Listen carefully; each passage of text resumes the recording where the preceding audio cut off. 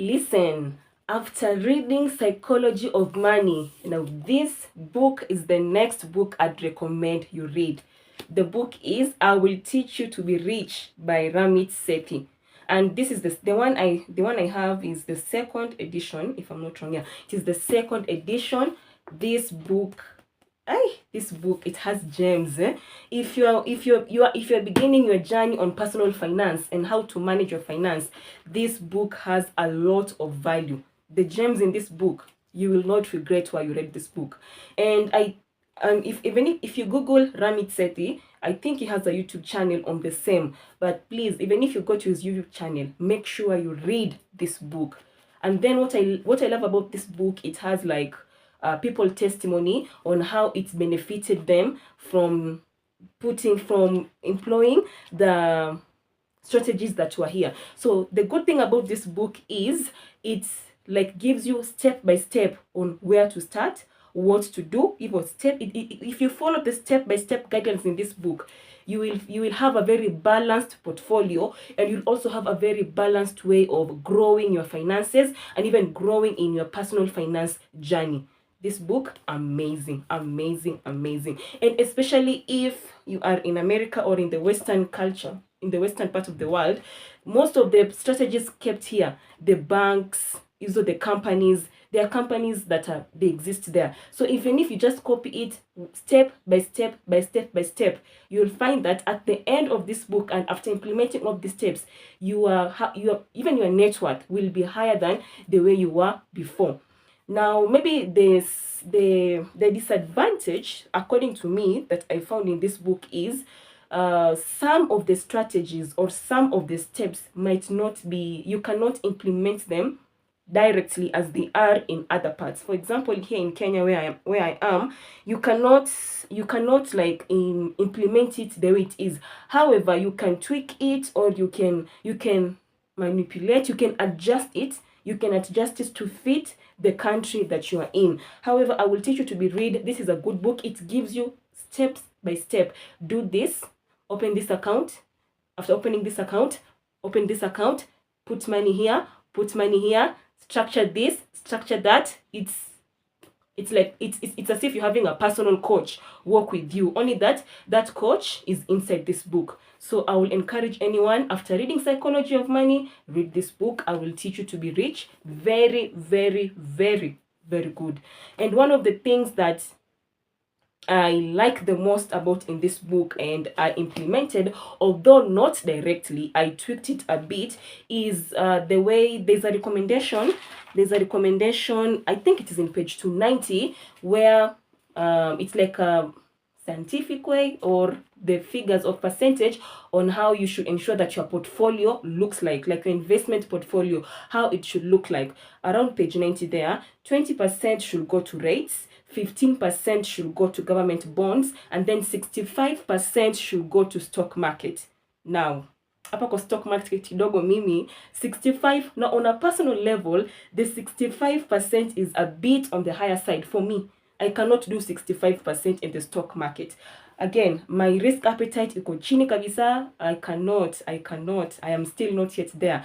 But according to some scientists, and if you read page 290, you'll find they recommend that 65% should be in the stock market. Now, for me, 65% cannot. So I tweaked it a bit. I prefer government bonds to stock market. Now, I know for those who are in Kenya, there's some people who are scared government bonds. They're like, alafu, if things go south. And then, so at least when you read the book and when you read his reasons and the reasons why they recommend this, at least then you can tweak it, the percentage to the way you want to. So for me, for the stock market, 65% was too high. But again, this will differ from one person to another. And then what I love about when here under the stock market, it is because of this book that it was the first time I was interacting with concepts like ETFs and index fund.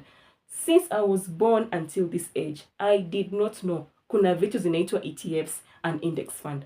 To make even matters worse, kumbe they exist in Kenya. I did not know. So because I read this book, I was enlightened. I was like, oh. And then the advantage of ETFs and index fund is it enables you to invest in the stock market, but in a less risky way.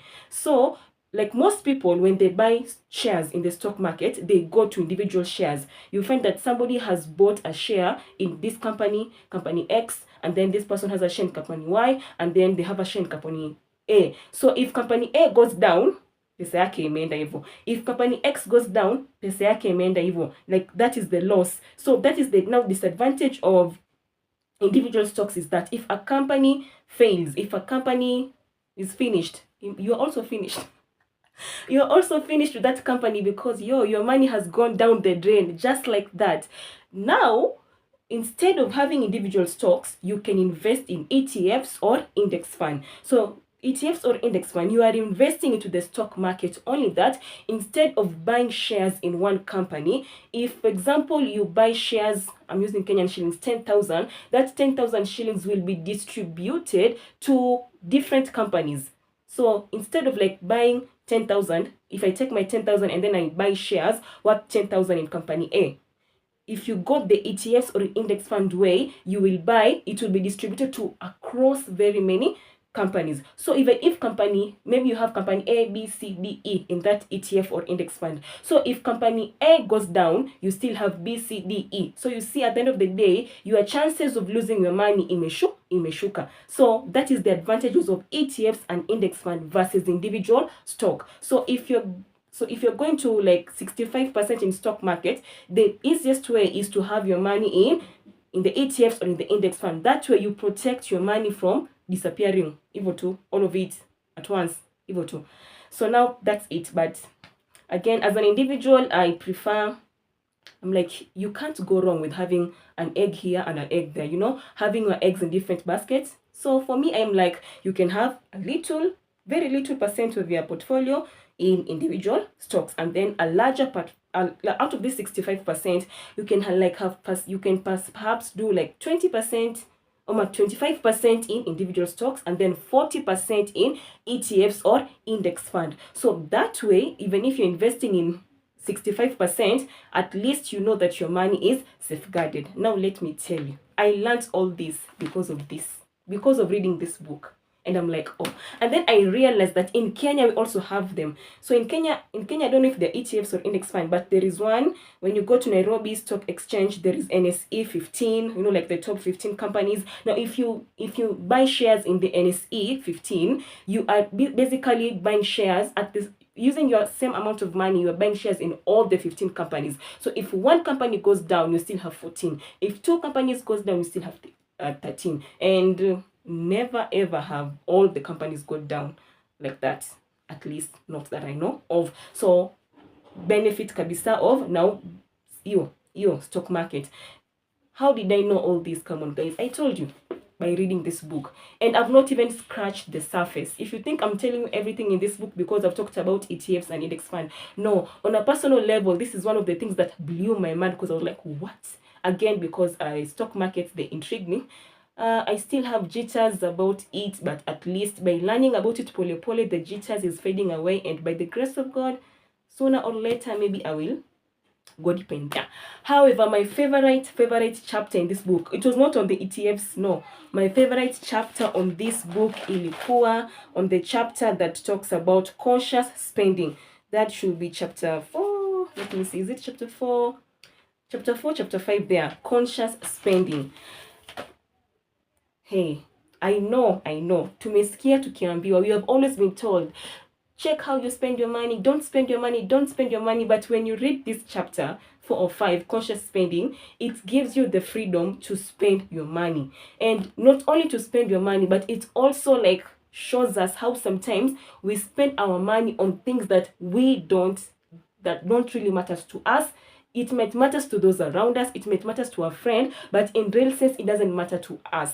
That is why either you end up overspending, because now you have to spend on things that you love, and then you're also spending on things that you could care less about, or because maybe your finances does not allow you to, you spend on things that you don't like, and then at the end of the day, you're there, hata pesa yangu hainisaidii, and you're like, hata I can't feel the benefit of my money, and then you end up telling yourself, unasevia nani, eat all your money. Yeah, what if tomorrow never comes? So when you look at conscious spending, it encourages us as the readers that spend your money where you truly want to spend your money, or spend your money in whatever you love.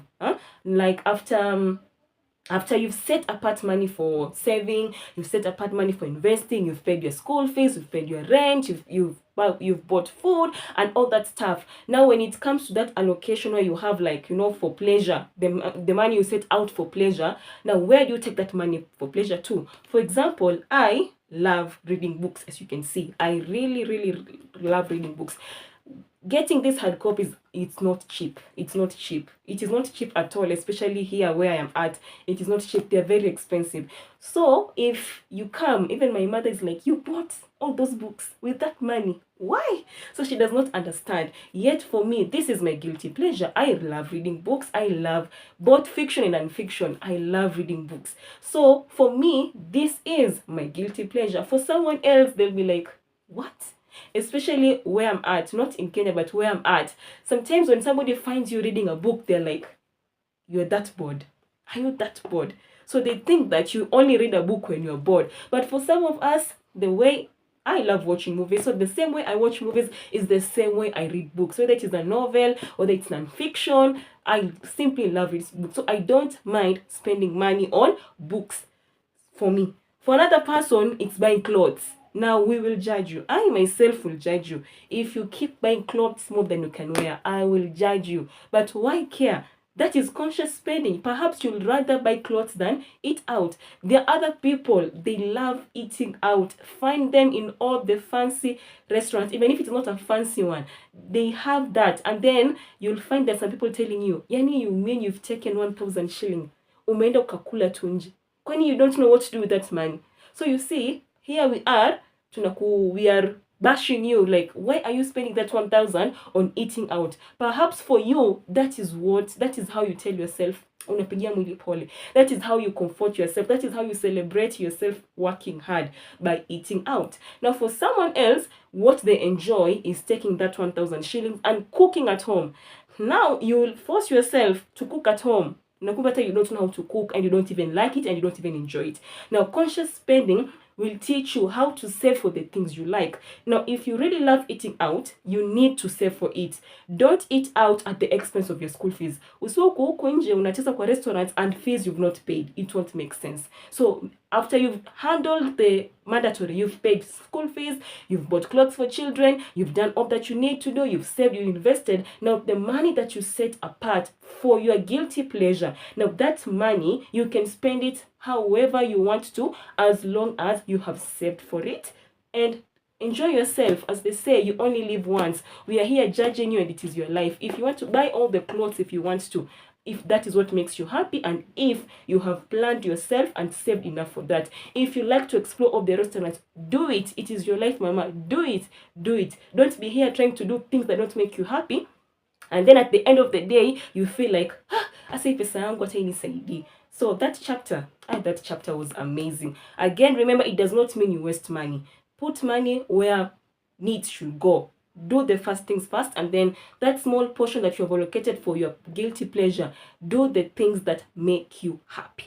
I will teach you to be rich. Nani. If you've not read this book, don't worry. That's why we are here. We are here for you. Check out the link and get yourself a soft copy version of this book. And at the end of each chapter, there's a step for you to take. If you've not opened a certain account, you'll open it. Now again, some of the accounts they mention here may not apply in Kenya. However, you can tweak it to open like your own accounts. For example, if they're opening any, you can just tweak it to on a personal level that will suit for you, either in Kenya or wherever it is that you are at. But this book, it's a must read, worth of your time. You will enjoy reading this book, and it does not waste your time. In short, get this book, link in bio, check it out.